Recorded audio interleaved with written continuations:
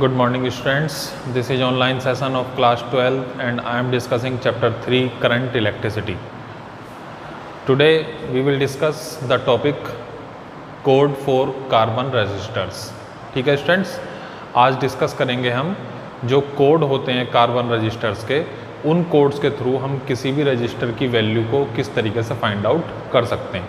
ठीक है, अगर सपोज मान लीजिए रजिस्टर पर मेंशन नहीं है या हमें नहीं पता कि इसकी वैल्यू कितनी है, ये कितने ओम का रेसिस्टर है, तो जो उस पर एक कलर कोडिंग होती है, कलर की स्ट्रिप्स होती हैं, उन स्ट्रिप्स की हेल्प से हम फाइंड कर सकते हैं कि ये रेसिस्टर किस वैल्यू का है।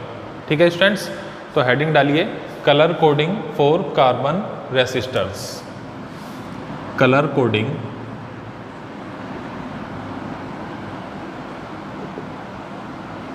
For carbon resistors.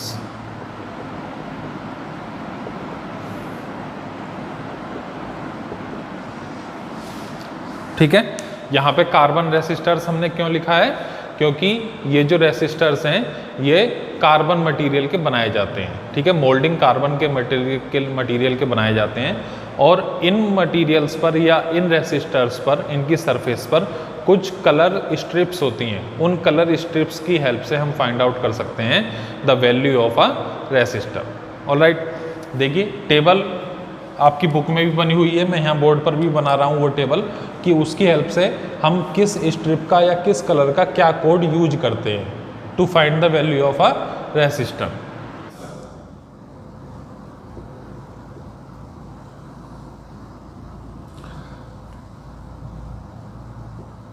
ठीक, next letter, number and multiplier. Letter, number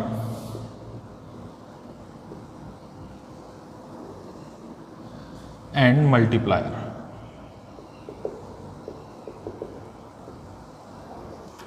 letter, number, multiplier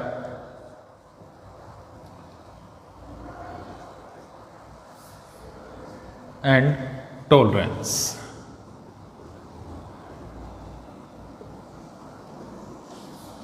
ठीक है, इस टेबल की हेल्प से हम किसी भी रेसिस्टर की वैल्यू को फाइंड आउट कर सकते हैं। जैसे कि फर्स्ट कलर है हमारा black, second brown, third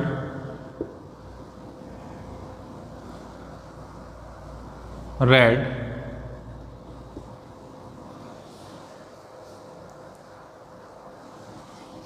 fourth orange, fifth yellow, six green, blue, violet, green, blue, violet, grey, white, grey, white, gold, silver and last no colour. ठीक है, अब देखिए किसी भी रेसिस्टर की वैल्यू जब हमें फाइंड आउट करनी होती है तब उसमें आपको 4 स्ट्रिप्स मिलेंगी। ठीक है, 4 स्ट्रिप्स आपको देखने के मिलेंगी। उन 4 स्ट्रिप्स की अलग अलग वैल्यू है और उन्हीं की हेल्प से हम किसी भी रेसिस्टर की वैल्यू को फाइंड आउट करते हैं। जैसे कि फर्स्ट स्ट्रिप में जो फर्स्ट 2 स्ट्रिप्स होंगी वो सिग्निफिकेंट फिगर के बारे में बताएंगी। ठीक, जैसे कि सपोज मान लीजिए किसी में ब्राउन हो गई या किसी में ऑरेंज हो गई, तो ये जो फर्स्ट 2 स्ट्रिप होंगी ये किसी भी रेसिस्टर की सिग्निफिकेंट वैल्यू के बारे में बताएंगी। थर्ड जो स्ट्रिप होगी वो मल्टीप्लायर के बारे में बताएगी कि 10 to the power 2, 10 to the power 3, 10 to the power 5, इस तरीके से। और जो लास्ट की स्ट्रिप होगी वो टॉलरेंस के बारे में बताएगी, यानी कि उसमें कितनी एरर हो सकती है, ±5%, ±10%, ±20%, इस तरीके से। ठीक है, तो 4 स्ट्रिप्स होंगी, उन 4 स्ट्रिप्स का अलग अलग मीनिंग है। फर्स्ट 2 स्ट्रिप्स सिग्निफिकेंट फिगर के बारे में बताएंगी, थर्ड स्ट्रिप मल्टीप्लायर के बारे में इंडिकेट करेगी, और फोर्थ स्ट्रिप जो है वो टॉलरेंस के बारे में इंडिकेट करेगी। ठीक है, अब देखिए यहाँ पे हम इसको किस लेटर से इंडिकेट करेंगे, बी। ये तो सिंपल है, उसी जो इस कलर का फर्स्ट लेटर है उसी से हम उसको इंडिकेट कर रहे हैं। Orange, O Y G B V G and W. ठीक है, ये 3 कलर्स जो हैं हमारे वो टॉलरेंस के लिए हैं। ये 3 कलर्स जो हैं गोल्ड, सिल्वर और 9 कलर। 9 कलर के बारे में भी मैं बताऊंगा आपको।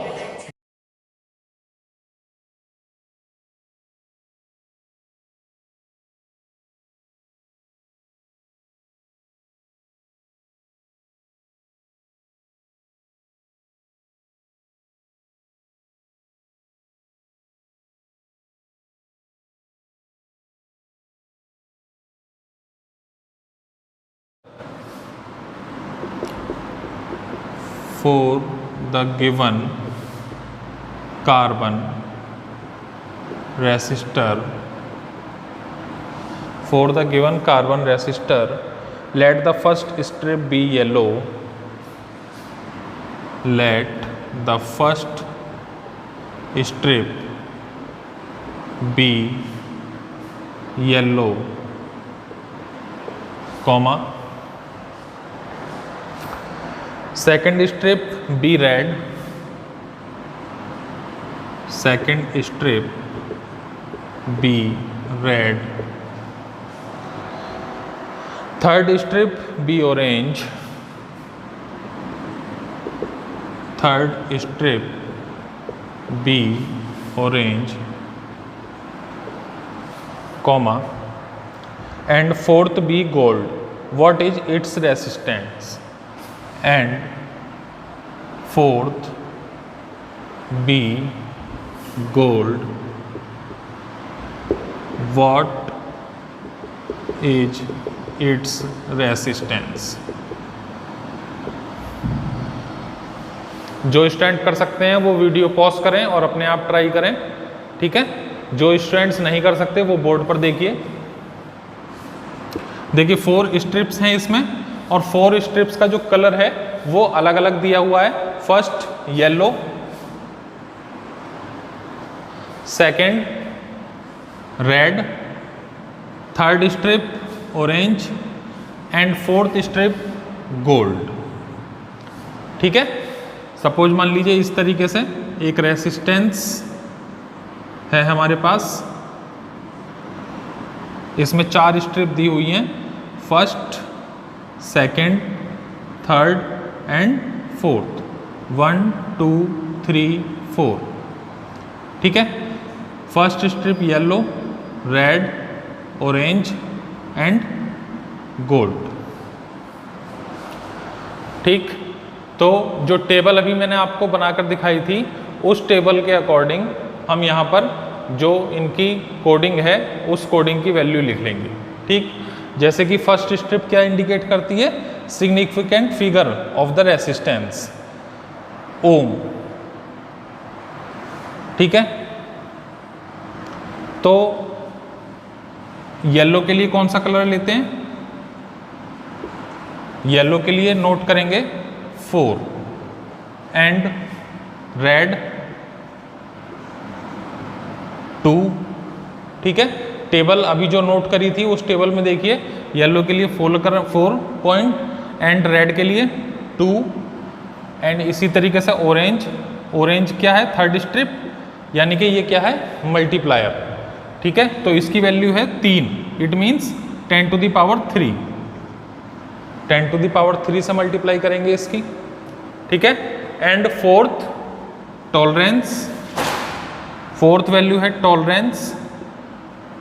टॉलरेंस किस तरीके से, ±5%। ऑलराइट, तो फाइनली क्या वैल्यू आ जाएगी हमारे पास, value of resistance value of resistance. Value of resistance क्या हो जाएगी students? R equal to 42 into 10⁻³ plus minus 5% ohm. It is the final value.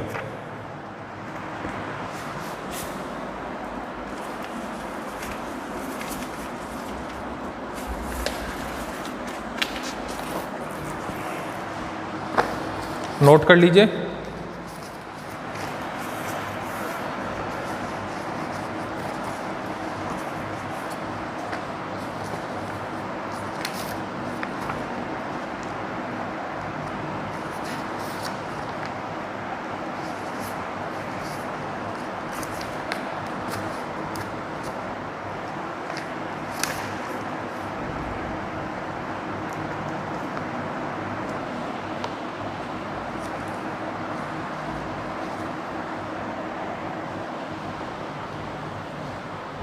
तो जो फोर्थ स्ट्रिप है वो हमें किसके बारे में बताती है? टॉलरेंस के बारे में। क्लियर है ये पॉइंट स्टूडेंट्स? चलिए नेक्स्ट टॉपिक। नेक्स्ट टॉपिक बहुत ही सिंपल है, आपने 10th क्लास में भी पढ़ा हुआ है ये।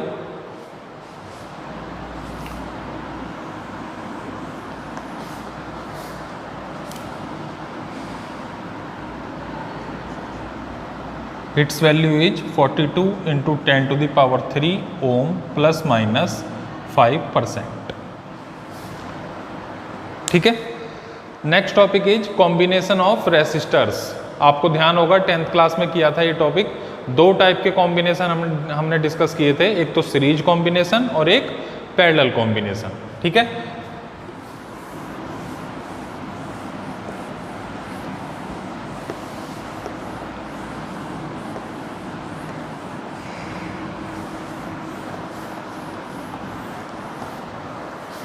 Next combination of resistors. Combination of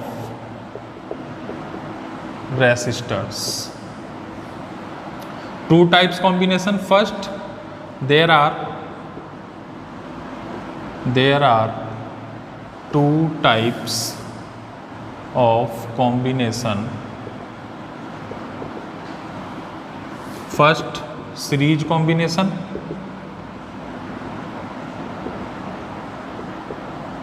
and second, parallel combination.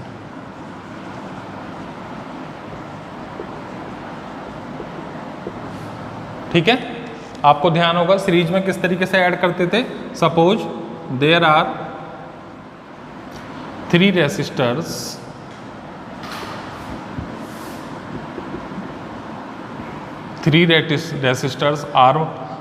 R2 and R3। ठीक है, 3 रेसिस्टर्स हैं और अगर हमें सीरीज में उनको कनेक्ट करना है, सीरीज कॉम्बिनेशन।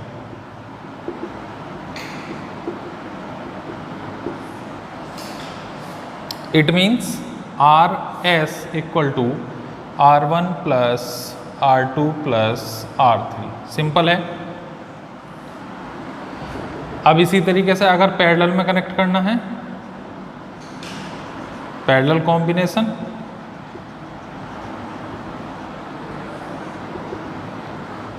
तो सिंपल क्या करेंगे, इनको रेसिप्रोकल में ऐड कर देंगे।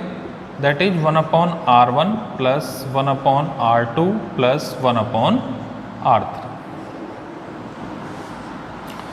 This is the combination for series and it is the combination for parallel. Clear students? Note कर लीजिए इसको। डन। चलिए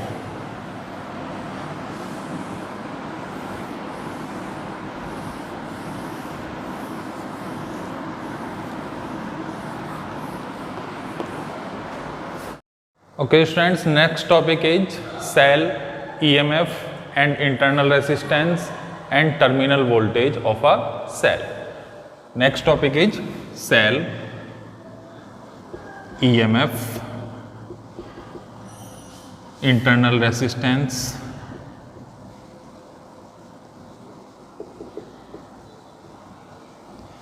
cell EMF, internal resistance and terminal voltage.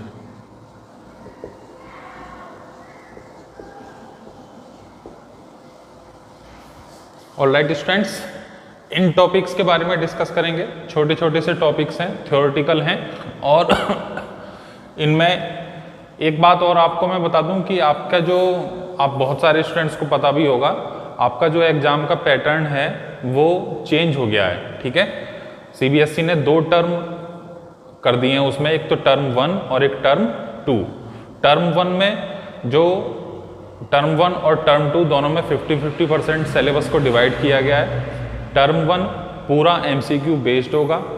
ठीक है, और अगर सिचुएशन ठीक हो जाती है, टर्म 1 आपका होगा नवंबर-दिसंबर में, और अगर सिचुएशन आगे ठीक हो जाती है तब जो आपका टर्म 2 एग्जाम होगा वो सब्जेक्टिव फॉर्म में होगा। ठीक है, लेकिन अगर उस समय भी पेंडेमिक सिचुएशन रहती है तो वो आपका एग्जाम भी एमसीक्यू बेस्ड कर दिया जाएगा। ठीक है, तो आप ये मान के चलिए कि ये जो फर्स्ट पार्ट हम पढ़ रहे हैं, लगभग 50% सिलेबस आपका ये सब एमसीक्यू बेस्ड आना है। ठीक है, तो इन टॉपिक से एमसीक्यू क्वेश्चंस बन सकते हैं, इसीलिए आप अपने सारे टॉपिक्स जो भी मैं एक्सप्लेन कर रहा हूँ वो आप ध्यान से पढ़ेंगे, और मैं भी आपको उसमें बताता रहूँगा कि कौन कौन से एमसीक्यू क्वेश्चन उसमें बन सकते हैं। ठीक है, तो चलिए ये टॉपिक डिस्कस करते हैं, that is cell, EMF, internal resistance and terminal voltage. सबसे पहले डिस्कस करते हैं सेल। ठीक है, सेल आप जानते हो, सेल क्या काम करता है, पोटेंशियल डिफरेंस प्रोवाइड कराता है। ठीक है, जो भी सर्किट में रेसिस्टेंस लगे हुए होते हैं या जो भी सर्किट में डिवाइसेज लगी हुई होती हैं, लोड्स लगे हुए होते हैं, उन डिवाइसेज को एनर्जी प्रोवाइड कराने का काम किसका है, सेल का है, या पोटेंशियल डिफरेंस क्रिएट करने का काम किसका है, सेल का है। ठीक है, सपोज मान लीजिए एक सर्किट में ड्रॉ करता हूं, सिंपल सा सर्किट।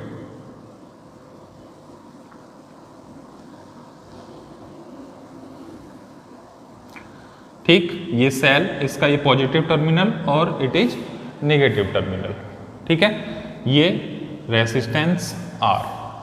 ठीक, अब ये सेल क्या काम करेगा, इस रेसिस्टेंस को इलेक्ट्रिकल एनर्जी प्रोवाइड करेगा। ठीक है, तो सेल का क्या काम है, cell is a device, cell is a device which provides electrical energy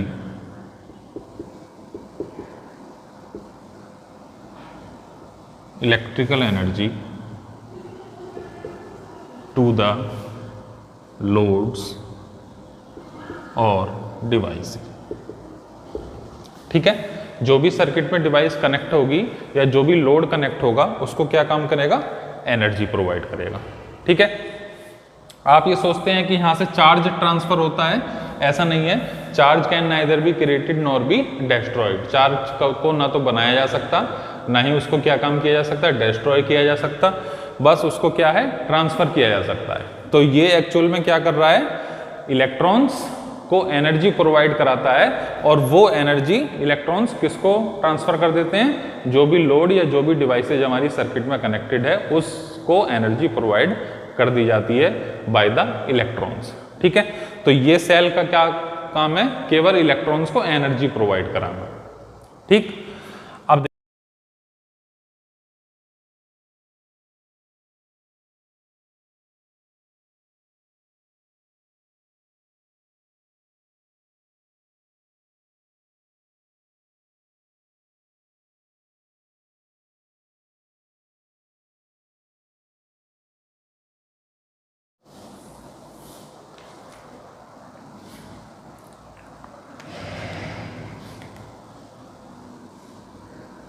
EMF, देखिए नाम से आपको क्लियर लग रहा होगा कि इसकी जो फुल फॉर्म है उसको हम बोलते हैं इलेक्ट्रोमोटिव फोर्स। फुल फॉर्म इसकी क्या है, इलेक्ट्रोमोटिव फोर्स।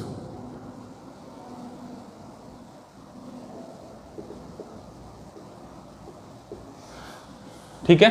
लेकिन एक्चुअल में ये कोई फोर्स नहीं है, ये क्या है, एक पोटेंशियल डिफरेंस ही है। तो इसको इस तरीके का नाम क्यों दिया गया, क्योंकि पुराने टाइम में कुछ इस तरीके से लोग समझते थे कि ये एक फोर्स है जो इलेक्ट्रॉन को फोर्स प्रोवाइड कराता है, जिससे कि उसको एनर्जी मिलती है और वो एनर्जी बाद में लोड को ट्रांसफर हो जाती है। ठीक है, तो हिस्टोरिकल नेम इसका पड़ा हुआ है इलेक्ट्रोमोटिव फोर्स, वही चला आ रहा है, लेकिन बेसिकली क्या है, ये एक पोटेंशियल डिफरेंस है। ईएमएफ क्या है basically, EMF is a potential difference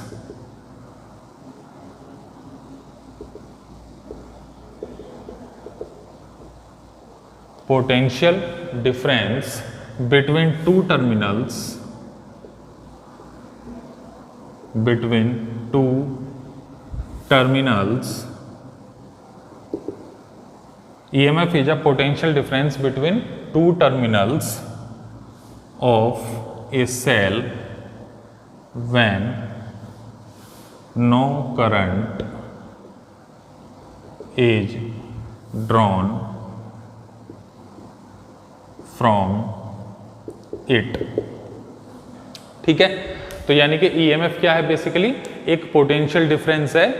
कौन सा पोटेंशियल डिफरेंस, जबकि उस सेल से या उस बैटरी से कोई भी करंट ड्रॉन ना किया गया हो या कोई भी डिवाइस उससे कनेक्ट ना की गई हो।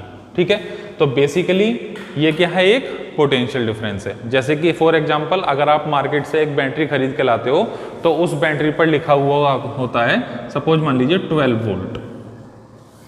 ठीक है, तो वो बैटरी हमारी कितनी की है, 12 वोल्ट की है, यानी कि उसका ईएमएफ कितना है, 12 वोल्ट, जब आप उसको किसी भी लोड से या किसी भी डिवाइस से आप उसको कनेक्ट नहीं करोगे। ठीक, तो उसका जो एक पॉजिटिव टर्मिनल होगा, एक नेगेटिव टर्मिनल होगा। अगर आप उसको डिवाइस से मेजर करोगे तो वो कितना बताएगा, 12 वोल्ट मेजर करेगा। ठीक है, लेकिन एक्चुअल में वो 12 वोल्ट नहीं होता। जब हम उसको किसी भी लोड से कनेक्ट करते हैं, या सपोज मान लीजिए किसी भी डिवाइस से उसको हमने कनेक्ट किया, तो वो 12 वोल्ट ना देके उसका कुछ कम रेसिस्टेंस हमें प्रोवाइड कराएगा, कुछ कम वोल्टेज देगा। ठीक है, और सपोज मान लीजिए ये 12 वोल्ट की बैटरी हम लेके आए, तो जो लोड से हमने कनेक्ट किया, बाद में हमने लोड को जब मेजर किया, जब हमने बाद में उसको ऑब्जर्व किया, ऑब्जर्वेशन किया, तो हमें पता चला कि लोड में केवल 8 वोल्ट ही ट्रांसफर हो रहा है। ठीक है, तो बाकी का जो 4 वोल्ट है वो कहाँ चला जाता है, वो चला जाता है internal resistance of the cell और internal resistance of the battery. Clear है ये point students? Next topic next class में डिस्कस करेंगे स्टूडेंट्स, तब तक के लिए इसको रिवाइज करिएगा। Thank you, have a good day.